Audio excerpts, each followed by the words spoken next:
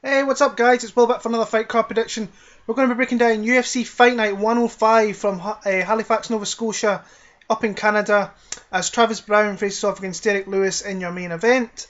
This show comes on a Sunday night, so that's something you have to keep an eye on. Coming off a UFC 208, which I did fairly decent on picks-wise. Bets-wise, I cashed and had a profitable night. I was up 2.5 units. And on DraftKings, I had another profitable night. So, all in all, having a really good run, a good start to the year, hoping they can keep it going. A little bit salty about the Holly Holm fight. I had two bets riding on that. I thought she won by the close to the margins. Can see why they gave it to Jermaine Durandamy. Thought it was a little bit dirty on her part. But we move on to this card with some okay fights throughout. I don't mind it's on a Sunday night because Sunday and Monday are my days off of work. So yeah, but so we'll get into this in a little bit of a second. If you want to play me on DraftKings, my name's Bilber85. We can have a game on there. You can follow my bets on Capertech.com, betmmatips.com. You can find it on there. I've just started doing that this year. Shout out to all the good guys who make great fight week content. You know who you are, each and every one of you. I'll put as many of them down the drop down box as I possibly can.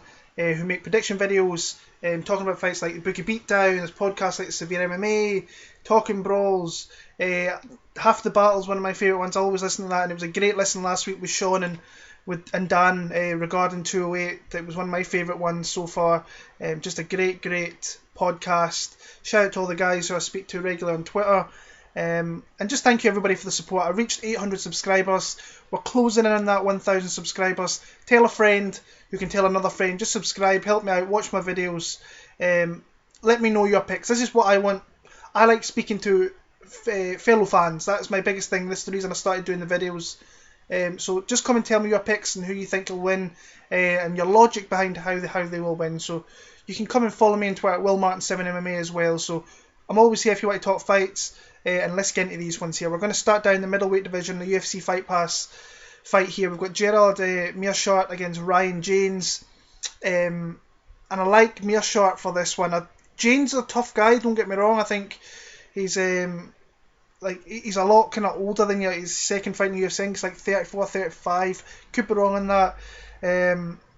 But he's a very tough guy. I think I picked him in my last video there, and as the kind of fight week went out, the line on Keith Barish was a little bit crazy, so I took a shot on that, and it was fairly close there. He's got really bad striking defense, and that's something that in the UFC people are going to eat him up, especially in that middleweight division. You've got a lot of big hitters in that division there. Meerschaert, coming off that win against Joe Gilotti in Albany, the same card as this. I just think at this moment in time he's a little bit more better equipped for the UFC, and his all-around game is just a lot better than what Ryan James. I think he can on the floor it's very close. I think James is very slippery down there. I think on the feet Meerschaert can really hurt him up a little bit, but James is very tough. I mean, he's got that, he leaves his chin in there to be hit at, but he is very tough and he survives a lot. But I think Meerschaert can finish him here. I think if you can catch him with that decent strike, he can come forward and he can really put it on James and maybe get a finish here. I'm going to go early third round TKO. If I was picking a finish, I'm actually going to go via decision though, but the win will be by Gerald Meerschaert for me. Moving on to Fox Sports 1 card, we've got 11 fights in this fight card, so not as many, more than last week, which was great, but there is still time for a fight to fall out. Let's hope that doesn't happen here. We have Jack Marshman against Thiago Santos. Been speaking to the guys on Twitter regarding this and listening to a lot of their views on it.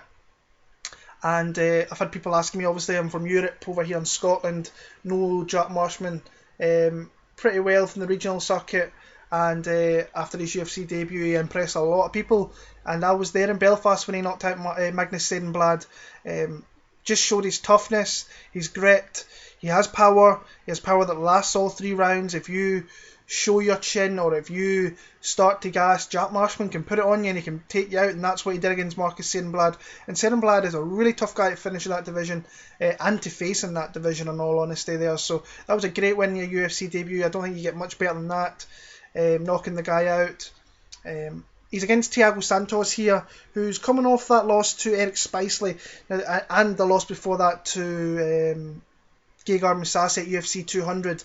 And he is slipping a little bit here. So this is a fight I think he really needs to try and re-establish himself in that division. I think he's going to be one of these fighters. He's going to look really impressive in a couple, and then he's going to get starched in a couple. It's just, I think that's the kind of fight he's going to be. He's going to be an up and down fighter. When he looks good, he looks amazing. When he looks bad, he looks terrible. So in this matchup, initially I was going to pick Jack Marshman. This was before the tape study. When I heard the matchup, and I was like, oh, I like Jack Marshman for that.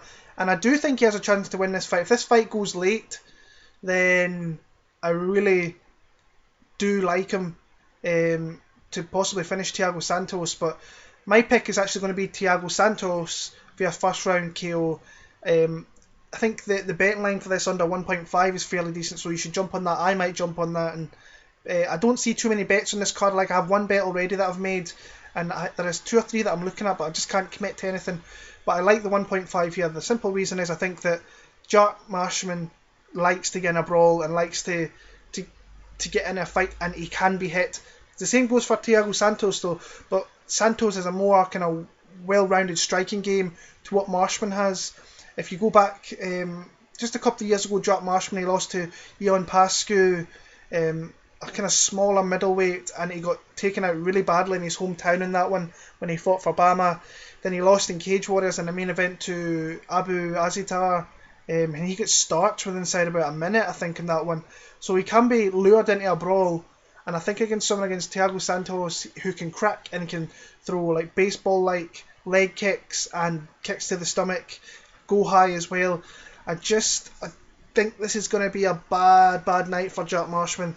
So my pick is going to be Thiago Santos. I say if this fight goes into the second round, I think, or halfway through the fight, 7 or 8 minutes in, I think Jack Marshman could really come into this and get a finish.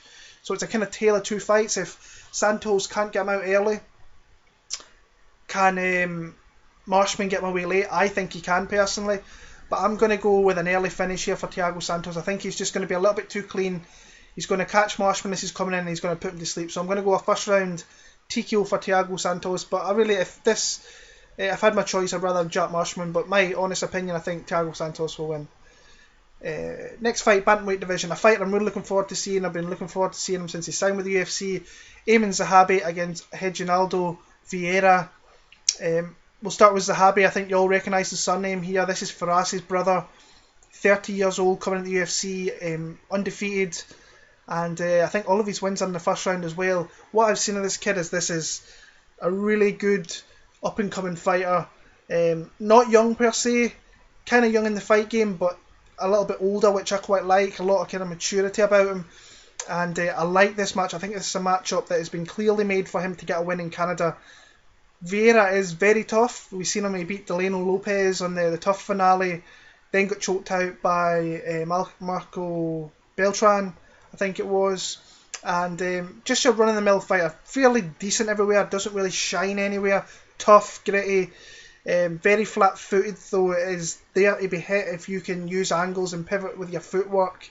And just be patient. You will catch this guy if you come forward. I think what's going to happen here is he's going to come forward, wading shots. I think Zahabi's going to pivot off to the side and find a takedown off that and take him down. I think once it goes to the ground, Zahabi's just going to slowly work his way on the ground and find a finish in this one. This is one of my most confident picks. I've already got Aiemann Zahabi. I got him at minus 175. He's minus, I think, 190 now over here in the UK, so I might put him with someone else, or I might take the under in this one as well. But I'm going to go with another first round finish. I'm going to go a first round, very late first round submission for Aiemann Zahabi. But he can finish this fight on the feet and he can finish it on the ground. He's a well-rounded, good fighter and a great addition to one of the best divisions in the UFC. But Zahabi is my pick via submission, round number 1. Women's strawweight division, Carla Esparza against Randa Marcos. I'm picking Carla Esparza in this one. I just think she's got a little bit more about her. But I do see a path to victory for Randa Marcos, which is something that the reason I'm saying that is I watched Carla's last fight at 197. Was very kind of dominant the first 2 rounds. I thought Lima had spells where she could have got stuff off and didn't do so. Esparza gassed pretty hard in round number 3, and Lima came into it a little bit more there. So if she starts to fade a little bit, I can see Marcos. She goes hard for the 3 rounds, and she will keep coming at her. But I just think that Esparza's wrestling I think initially Marcos might stop the takedown, but eventually I think Esparza's going to find a way to get this to the ground and just kind of beat her up over the 3 rounds, or maybe 2 rounds, and I can see Marcos winning a round. Thing with Marcos, I don't even know what gym she's at. I don't know if she's doing the home gym thing. She's not at Michigan top team anymore. She's not at TriStar. So it's really hard to see what she's doing and the camp she's coming from and who she's sparring with and so on and so on. So I like Esparza, and I think I am looking at parlays. I think for me this is a parlay card. Underdogs, I've got 1 or 2 that I like, but my pick's going to be Carla Esparza. I'm going to go 29-28 decision there. She's minus 275 over here in the UK, so something I'm looking at. I could parlay with an over and under, which is one of the things I'm liking a lot about this card, is the over and under 1.5 or 2.5. But my pick's going to be the Cookie Monster via decision. And your kind of highlight fight in the prelims, it's Nordine Taleb against Santiago Ponzinibbio. Been going back and forth, and there's a lot of the guys that I think are sharp guys on Twitter, and a lot of guys I listen to have already laid some juice on Nordine Taleb. As I say, a lot of people that kind of know that I make these videos, so as soon as I finish a video, and there's a couple of days after that, I literally get into the next fight card. So I get into this pretty early, and I did like Nordine Taleb quite a bit. Coming off that win over Eric Silva, I thought he was very composed, very patient, waited for his opportunity when Silva was getting too aggressive and leave stuff in there. And he caught him with a big shot and he put him out, and fair dues to him. I thought that was a really nice finish. But the guy's consistent. I mean, he beat Chris Clements, Li Jingliang, who I think is a tough fighter in that welterweight division. So he's overall a very consistent welterweight. And I think he has a big chance in this fight, I'll be honest with you. I think if he can put everything together, he can definitely win this fight. I like Ponzinibbio a little bit more. I think he looks for the finish more. I think he's more aggressive. And I think eventually he might catch Taleb with something and hurt him and put him down. But I don't see Taleb getting finished, not unless he really receives a heavy blow and he's put down here. Ponzinibbio is a guy who's really on the up. If you watch my early prediction videos when he first went to UFC, I was very high in this guy. He faced Ryan LaFleur, and then since then he's really made great strides coming forward. Being at American top team, wins over Sean Strickland, that's a great win. Wendell Oliveira, Stahl's a tough guy. Court McGee's always good to have one in your record. Zach Cummins is a really tough guy. So he's fighting these tough guys and getting wins over them, tough, gritty guys. And I like him in this one. I just think he's going to have enough to beat Taleb. I mean, Taleb is in his home country, so that's something, if it goes to decision, it might get quite close. The way these judges are nowadays, you just don't know how they're going to go. I like Santiago Ponzinibbio. I'm going to take him via a very close split decision, 29-28. I'm a little bit tempted with Taleb to bet him. I am honest. I will be honest with you. I just can't do it. I'm going to go Santiago Ponzinibbio. Moving on to the main card. Starting off in the lightweight division with Alessandro Ricci against Paul Felder. Shout out to Rockstar Z, who one of the lines that is out is the under 2.5. I think it's like plus 260 over here in the UK at the minute. And that is a really good number. So he put me on the track towards that. And it's something I'm looking at very, very closely. The thing is with Paul Felder, I do like him in this matchup, in all fairness. I think Ricci is really not that great of a fighter, and he showed that in the UFC debut against Jeremy Kennedy. I think Kennedy is a prospect for sure. Do like watching him, and I will look forward to him coming through in that division or down at featherweight where he should be. Paul Felder, the thing that kind of gets me is he doesn't put enough output out. I think if he was to do that very, very quickly in round one, I think he would get more finishes and he would look a lot more dangerous. But it's just something that I really want to pull the trigger on that number, but I just can't do it. I might wait later on in the week, and it might, because usually when I hit Thursday, Friday, maybe into Saturday, there is lines that kind of show out more to me throughout the week, and this Paul Felder one is really looking. It looks a good one, in all honesty. I think anywhere the fight goes, Paul Felder is more technical. He's just better. and I think he's the tougher fighter as well. I think he's a really tough fighter to get out of there. I think he's really underrated with his submission skills. I think his striking, when he puts it together, is very deadly. He's very powerful. He packs a punch. I just think it's a really good fight for him. I'd like to see him come out quick. I've been looking at this DraftKings wise where I'm going to go. Felder is a guy I want to go with, but at the same time I think he's going to be highly priced, so I might stay away. I'm going to go on Rockstar Z's pick on this. I'm going to go a late second round TKO victory for Paul Felder here, and I say if you follow me in Carpertech, you will see that if I put this bet on or not. So my pick will be Paul Felder. I'm going to go a second round TKO victory there. Women's bantamweight division: Sara McMann against Gina Mazany. Wow. Gina Mazany, I don't think has any right being in the UFC whatsoever. The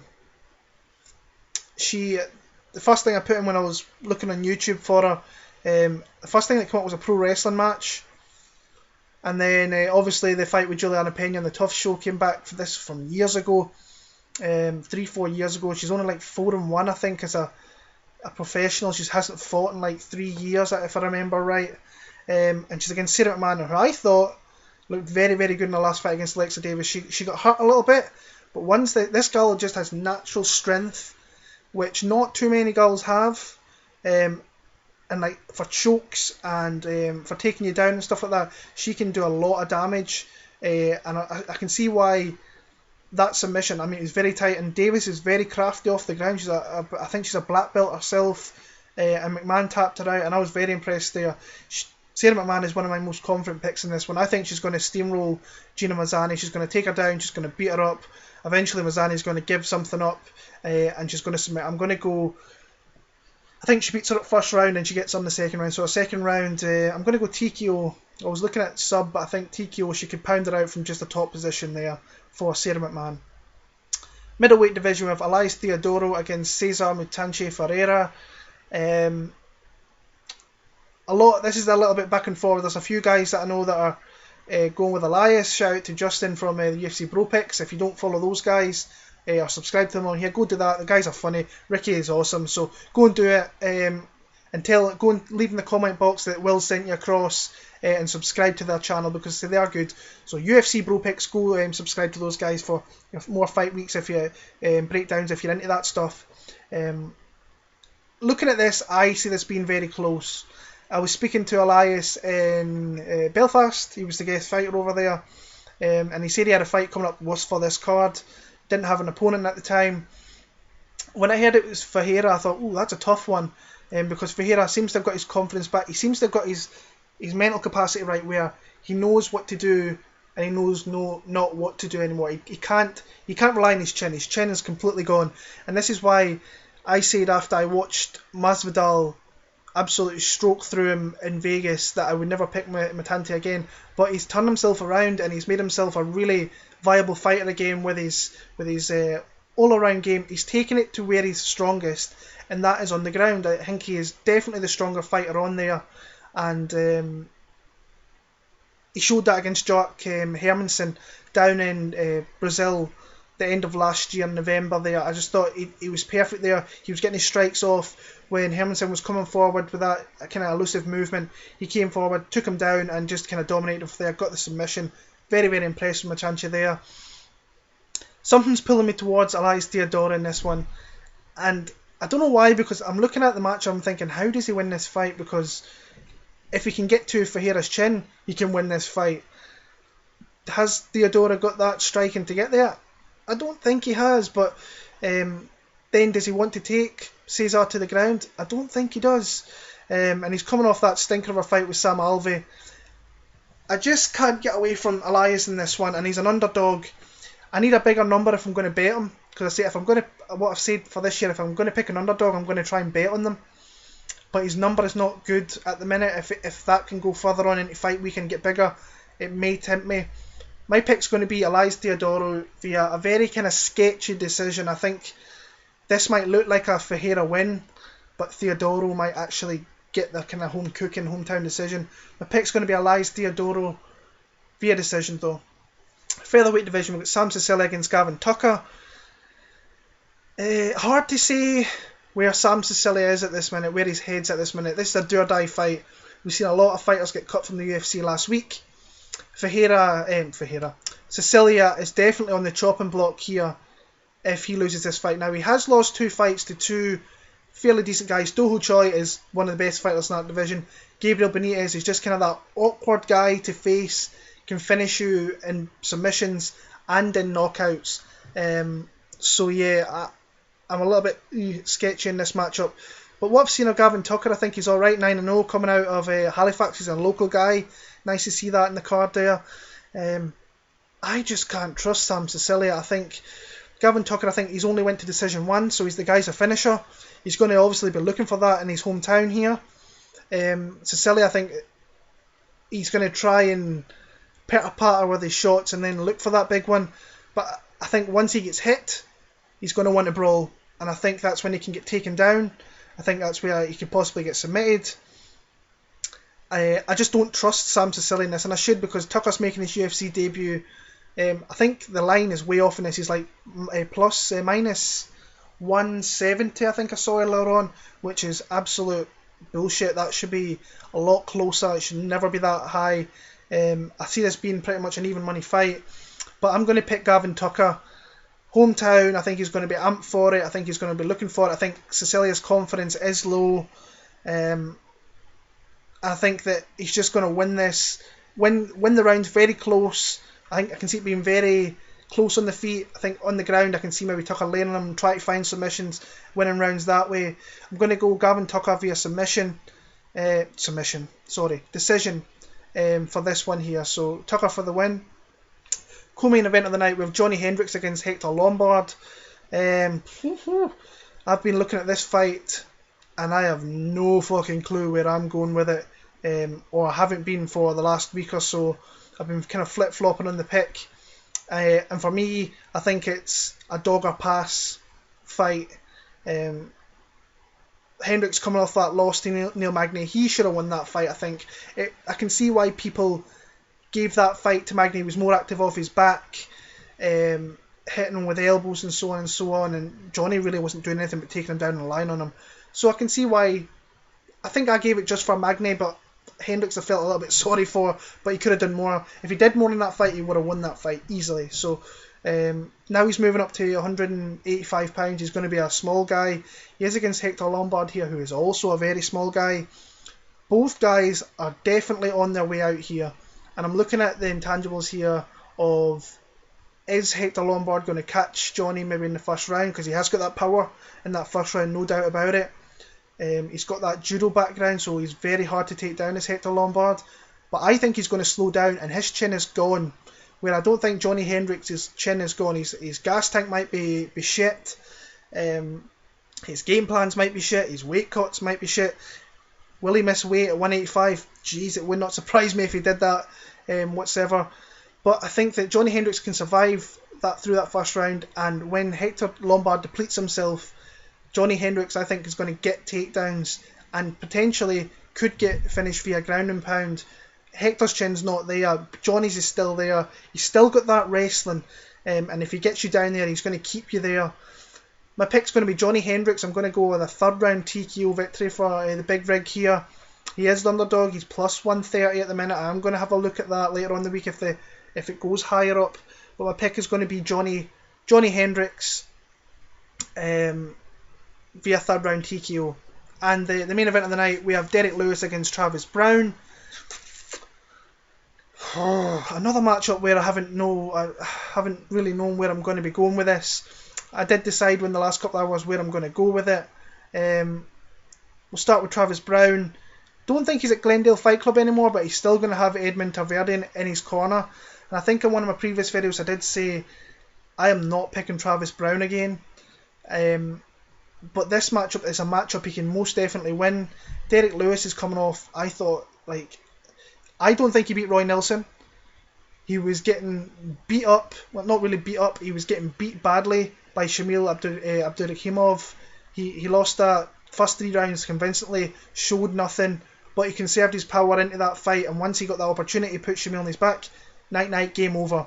and if he does that against any heavyweight, it is game over. Can he do that to Travis Browne? I think he can. The thing with this matchup, it is main event. Like I said, Derrick Lewis, he conserves his energy.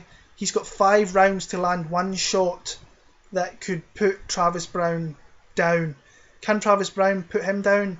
Most definitely, but we haven't seen that in a long time. I think he's a little bit gun shy. He's not really shooting at the hip anymore. He's such a different fighter from what he was at Jackson's MMA. And that's kind of one of my intangibles here, that I've seen some people betting him, some really good people betting him, but I can't do it. I just can't do it. So I'm going to pick Derrick Lewis.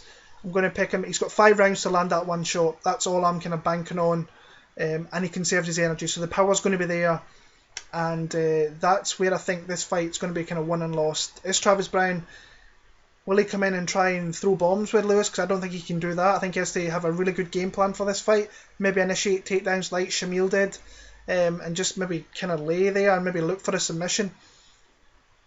I just feel like Derrick Lewis, even though I don't think a lot of people are talking up Derrick Lewis in this heavyweight division, I'm not one of them. I think he's a prospect. I think when you talk prospects, you talk Francis Ngannou, who I think the winner of this fight should maybe face. Curtis Blades is definitely a fighter you have to keep an eye on. So my pick's going to be Derrick Lewis. I'm going to pick him via 3rd round TKO victory there. So that is my picks for this card. Next card, ooh, motherfuckers. We're on to UFC 209, and that is a card I am really looking forward to. Obviously got the 2 big fights here in Nurmagomedov against Ferguson. This one I'm looking forward to. Woodley v Thompson. We've got Paul Craig on there, the Bear Jew from here in Scotland. Overeem Hunt. Vanat against David Tamer's a great fight. Todd Duffy against Mark Godby is a good fight. The return of Luke Sanders there. Rashad Evans is on the card, so it's a really fun looking card. So as I say, come follow me on Twitter, WillMartin7MMA. DraftKings, if you want a game, if you want to come and take my money, there's plenty of money there to be taken, so come and do it. Capper Tape for all my bets. Shout out to the Easy Money campaign as per usual, all the good guys in there. UFC betting shots, shouldn't forget about them. Bookie Beatdown, so on and so on. I'll be back. Maybe next week I'll put that card out for UFC 209. Just keep an eye out.